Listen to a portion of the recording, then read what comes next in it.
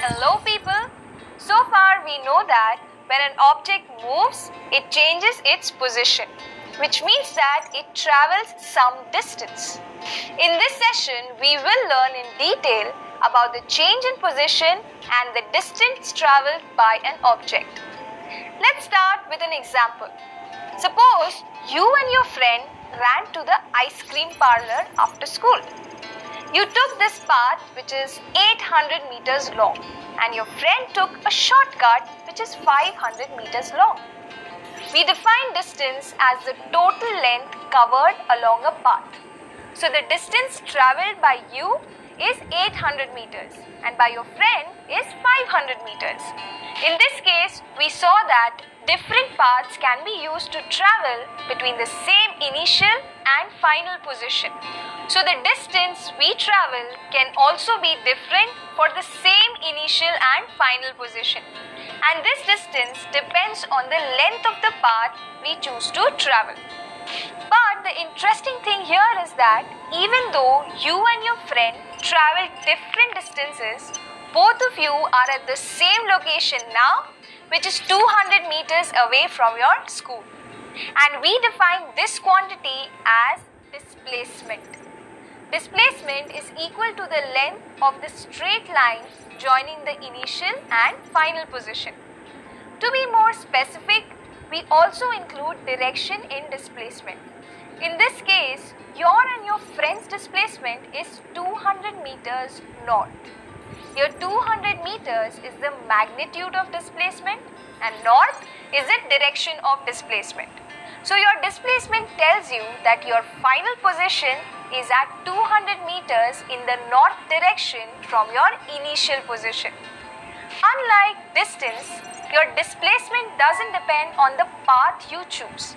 Your distance traveled from the school to the ice cream parlor may be 800 meters, 500 meters or 1 kilometers. But the displacement will always be 200 meters north. So between any two locations, the distance traveled depends on the path, but the displacement depends only on the initial and final position. Great! Now you are familiar with both distance and displacement. So next time when you go somewhere, try to compare the distance you travel with your magnitude of displacement. We have seen earlier that representing a position on a straight line makes our life simple. We can easily represent two directions with the positive and negative sign. Let's see how we calculate distance and displacement in a straight line motion. Suppose a car which is initially at position 3 meters goes to minus 4 meters. So the distance traveled by the car is 3 meters plus 4 meters, which is equal to 7 meters. But what about the displacement? We know that displacement only depends on the initial and final position. So we calculate displacement by subtracting initial position from final position. In this case, displacement is equal to the final position minus initial position, that is minus 4 minus 3, which is equal to minus 7.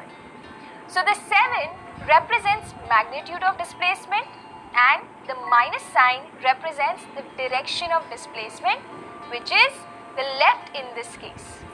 In straight line motion, the negative value of displacement shows that the final position is on the left of the initial position, while the positive value of displacement shows that the final position is on the right of the initial position. An interesting observation is that the distance and the magnitude of displacement are equal in this case. This is because the path of motion is a straight line joining the initial and final position. But what if the car turns and comes back to point C at position minus 1? The path that the car travelled from point A to C is this. So the total distance travelled becomes 7 meters plus 3 meters, which is equal to 10 meters.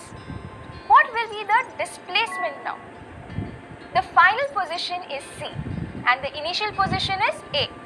So the displacement is final position minus initial position, that is -1 -3, which is equal to -4.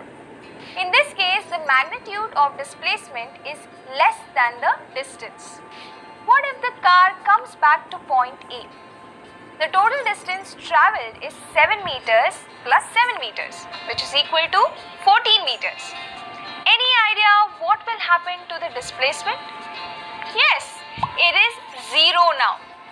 Since the initial and final positions are the same, the total displacement is 0. So whenever a body moves, it may have 0 or non-zero displacement, but it will always have non-zero distance.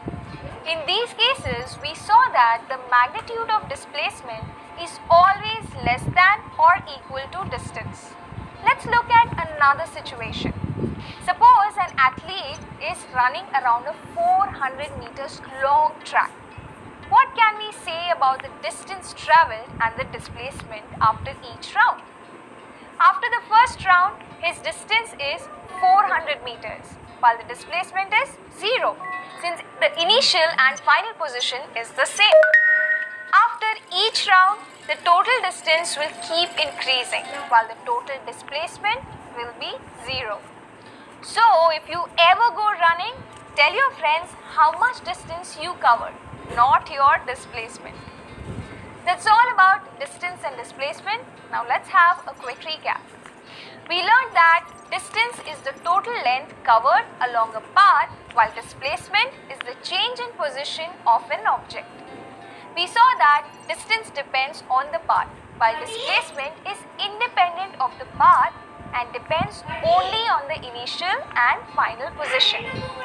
We saw that distance is always positive, while displacement can be both positive and negative. We also saw that distance only has magnitude, while displacement has both magnitude and direction.